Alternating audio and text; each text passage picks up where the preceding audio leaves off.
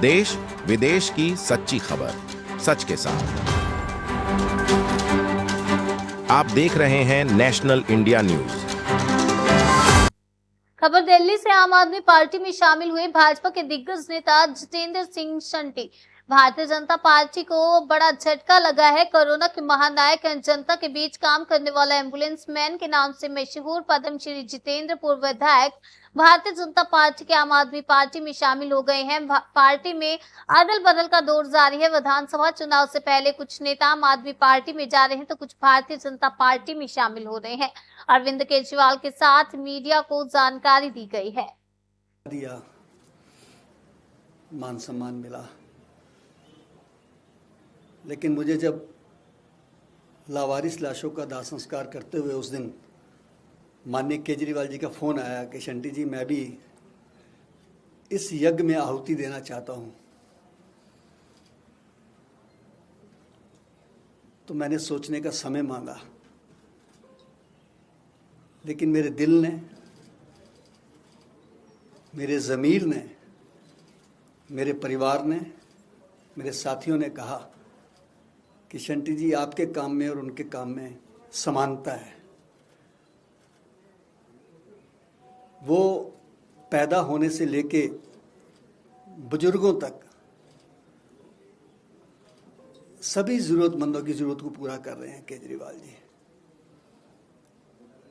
और जब वो जाने लगते हैं लोग, और ख़ास करके मैं इसमें कहूँगा कि हमारे जो प्रवासी भाई बेचारे दिल्ली में आके योद्धा के रूप में काम करते हैं, लोग उनको मजदूर कहते हैं, मैं उनको योद्धा कहता हूँ।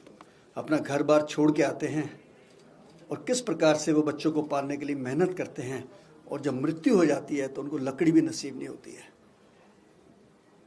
तो जब जीवन वाला काम ये संभाल रहे हैं, मृत्यु वाला मैं संभाल लूँगा, और दिल्ली की विधानसभा से जीने से लेके जाने तक के इंतजाम दिल्ली सरकार कर देगी, तो मुझे लगता है कि हमारा मिशन पूरा हो जाएगा। और लकीली हम दोनों शहीद आजम भगत सिंह जी के फॉलोअर भी हैं, वो हमारे मेंटोर हैं।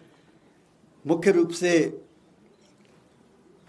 मैं इनकी सेवाओं को देखते हुए अपनी सेवाओं को इनके साथ जोड़ रहा हूं, क्योंकि मेरी सेवाएं बेसिकली अनक्लेम्ड डेड बॉडीज़ की हैं, एम्बुलेंस है, शव वाहन है, और ब्लड डोनेशन जिसका मेरा वर्ल्ड बुक ऑफ रिकॉर्ड में नाम आया। 106 बार मैंने ब्लड डोनेट किया है। ये मिशन हमारे चलते रहेंगे, क्योंकि दिल्ली की स्वास्थ्य सेवाओं से और जुड़े हुए हैं।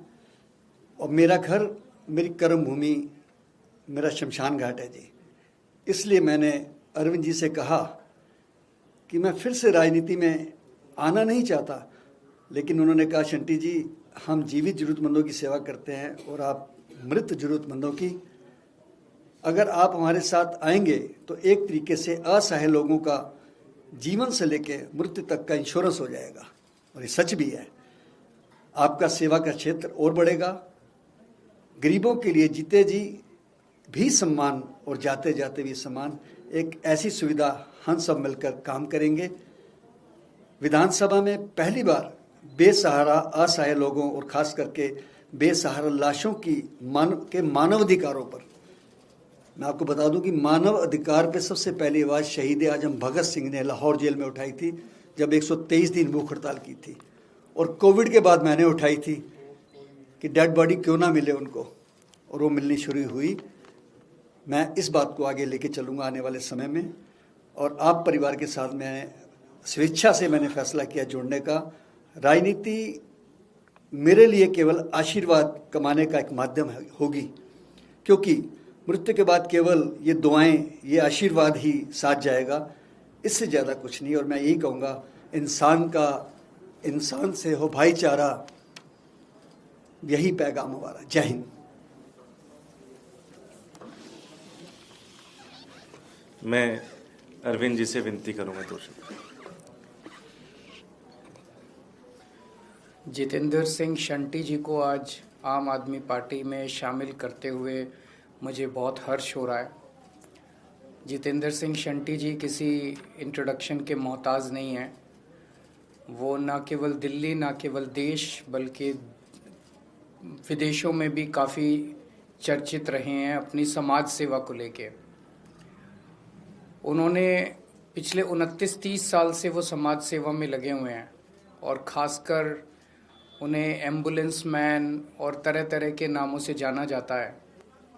खासकर जिस तरह से उन्होंने मृत लोगों को सम्मान दिया है, उनके बारे में कोई नहीं सोचता, क्योंकि उनसे वोट तो मिलते नहीं हैं। अगर कोई आदमी मर जाए उसके बाद उससे वोट थोड़ी मिलते हैं। उसका ख्याल तो एक अच्छा और सच्चा इंसान ही रख सकता है जिसके सीने में दिल धड़कता है। अभी तक मुझे बताया गया है कि 70,000 से ज़्यादा डेड बॉडीज़ को सम्मान के साथ उन्होंने शमशान घाट पहुंचा के उनका अंतिम संस्कार कराया है। खासकर कोरोना के काल में जब लोग अपने घर के लोगों की भी डेड बॉडी लेने में कतराते थे, अपने घर के लोगों की भी डेड बॉडी को एक्सेप्ट नहीं करते थे, उनका अंतिम संस्कार करने को तैयार नहीं होते थे, अस्पताल से नहीं लेके आते थे, अस्पताल वालों को कहते थे आप ही इनका अंतिम संस्कार कर दो। उस वक्त शंटी जी ने डेड बॉडीज़ को एक्सेप्ट करके, खुद उनको एक्सेप्ट करके और उनका सम्मान के साथ अंतिम संस्कार किया। इस वजह से इन्हें खुद भी कोरोना हो गया और उस वक्त जब इनका पूरा परिवार कोरोना से पीड़ित था तब भी इन्होंने अपने परिवार की चिंता किए बिना और वो अपना मिशन जारी रखा और इस काम के लिए उन्हें पद्मश्री से नवाजा गया। इसके अलावा वो बीमार लोगों को एम्बुलेंस की सेवा प्रदान करते हैं और उन्हें समय पे अस्पताल पहुंचा के उनकी ज़िंदगियां बचाते हैं, उनका बीमारी में इलाज करवाते हैं, ब्लड डोनेशन का कैंप करते हैं।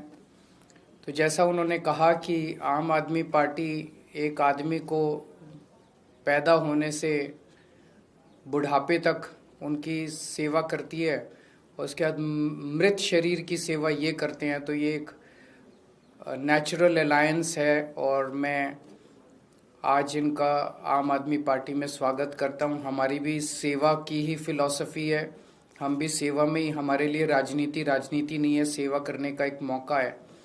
और शंटी जी भी राजनीति में सेवा के लिए आए हैं, 2 बार काउंसलर रह चुके, 1 बार विधायक रहे और ये भी शहीद आज़म भगत सिंह के चेले हैं, हम भी शहीद आज़म भगत सिंह के चेले हैं। तो मुझे आज बेहद हर्ष है और इससे, इनके आने से आम आदमी पार्टी को तो मजबूती मिलेगी। एक तरह से सरकार में आएंगे तो इनकी भी सेवाओं को और 10 गुना बल मिलेगा।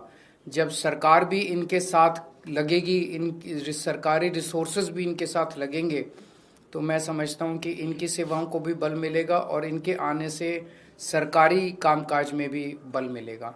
तो मैं फिर से इनका स्वागत करता हूं। विकास गोयल ने क्योंकि आपको पत्र लिख के चुनाव लड़ने से मना कर दिया है, तो हम ये समझ सकते हैं कि इस बार आपको शाहदरा के उम्मीदवार देखिए, आज तो इनका अच्छे से स्वागत कर लेते हैं, फिर चुनाव लड़ने के बारे में और वो सब जब लिस्ट आएगी उसमें आपको मिल जाएगा। बाकी स्पीकर साहब के बारे में मैं 2 शब्द कहना चाहता हूँ।